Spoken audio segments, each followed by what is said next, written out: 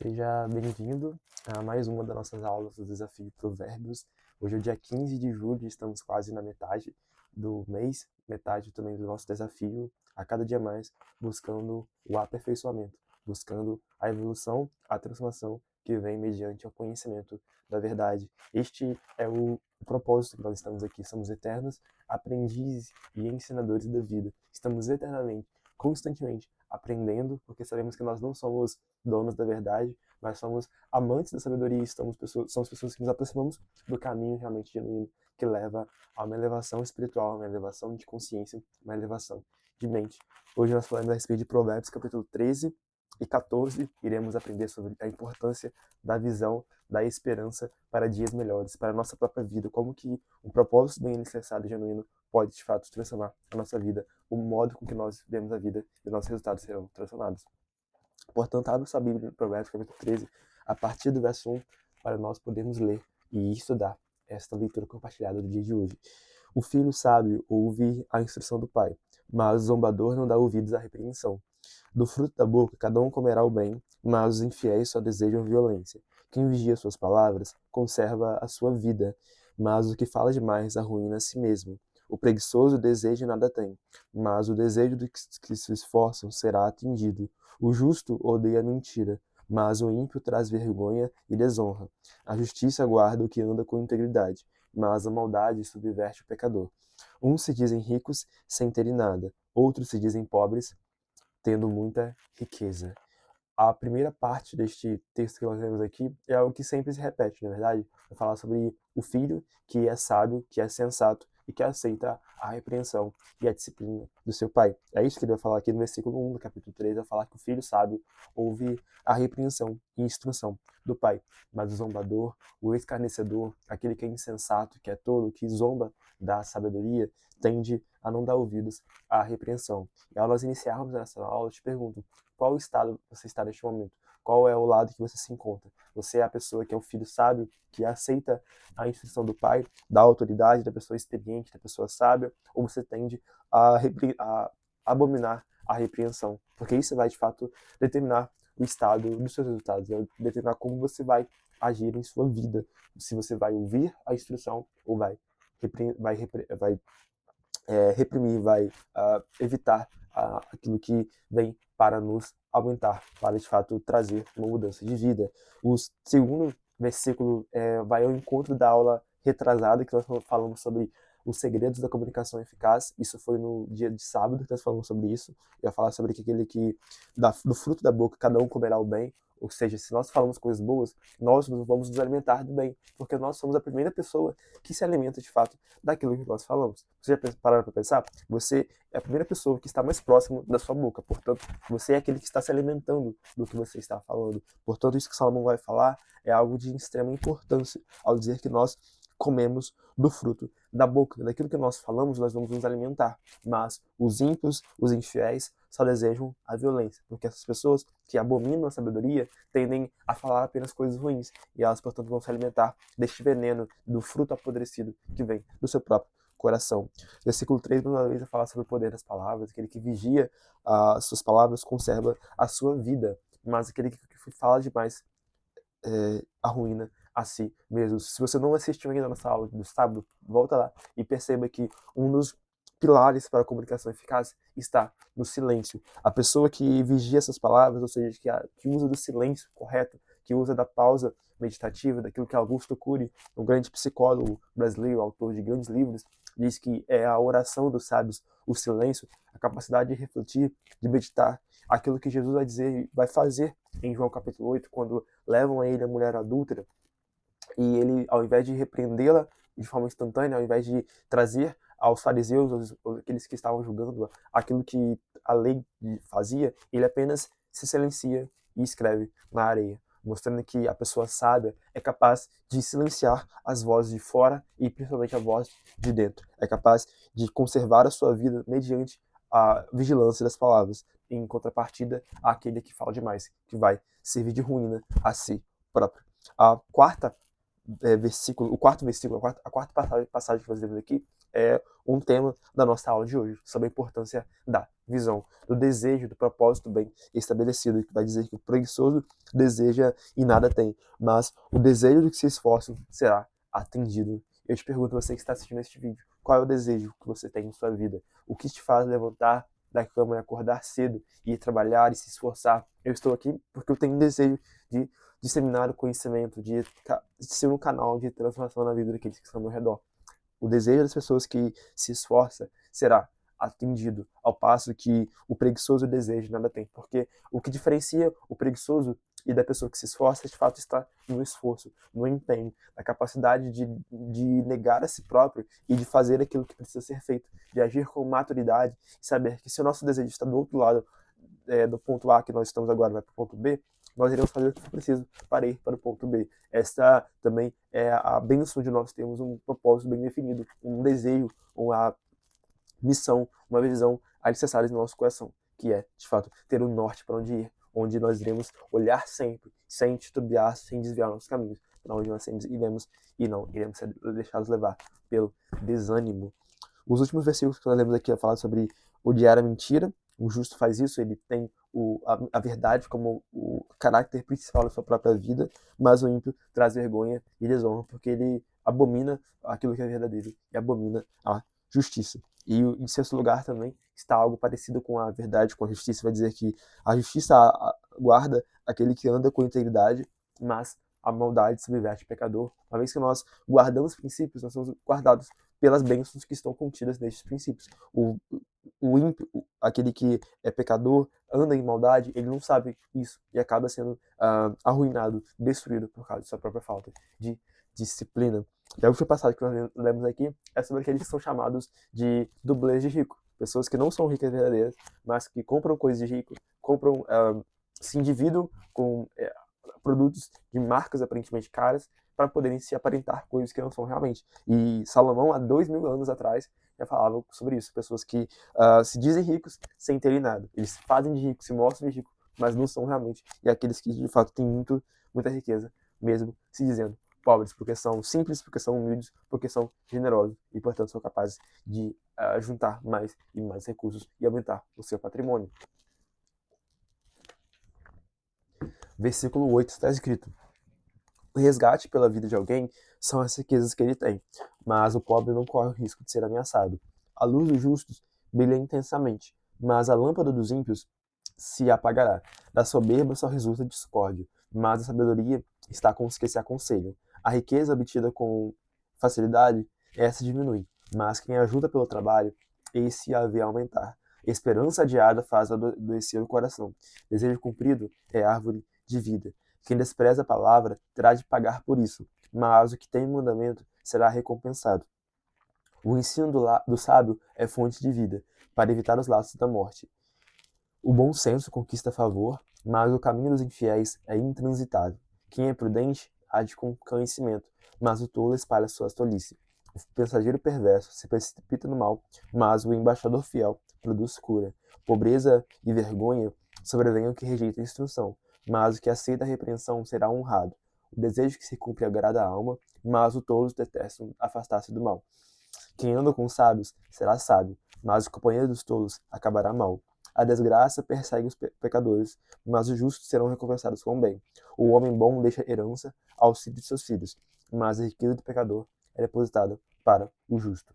As terras dos pobres dão mantimento em abundância, mas isso se perde por falta de justiça. O que retém a vara odeia o seu filho, quem o ama enche disciplina desde cedo. O justo tem bastante para satisfazer o seu apetite, mas o estômago dos ímpios passa fome. Mais uma vez, uma série de verdades, de ensinamentos, conselhos profundos contidos aqui que nós não iremos conseguir aprofundar de forma esmiuçada cada um, mas aquilo que nós nos propomos a falar no dia de hoje, que é sobre visão, missão, propósito de vida, esperança, nós iremos de fato dar um pouco mais de atenção neste momento. O versículo 10 vai falar sobre isso, aquele que é soberbo, cujo o propósito, cuja missão, cuja visão está naquilo que é apenas para elevar a si próprio, ao invés de ajudar o outro, ele só vai ter discórdia, porque ao invés de ele pensar naquilo que vai contribuir com o bem comum, ele vai pensar apenas naquilo que é bom para si próprio e, portanto, vai trazer discórdia. Em contrapartida, aquele que é sábio vai saber que a sua vida não está apenas para se esgotar em si próprio, mas precisa também ser um canal para a vida dos outros. E, portanto, ele vai se aconselhar para que os seus projetos, os planos que ele tem, venham a, de fato, ser bem-sucedidos. E nós sabemos que na multidão dos conselhos existe a sabedoria e também está o sucesso. A pessoa sábia, portanto, é aquela que, uma vez que ela sabe para onde ela está indo, ela vai discernir quais são as pessoas que vão estar ao seu redor. E, portanto, ela será este líder que vai influenciar a vida dos outros em prol de um propósito bem definido. É isso que nós vemos no versículo 12, ao falar que a esperança de Ada faz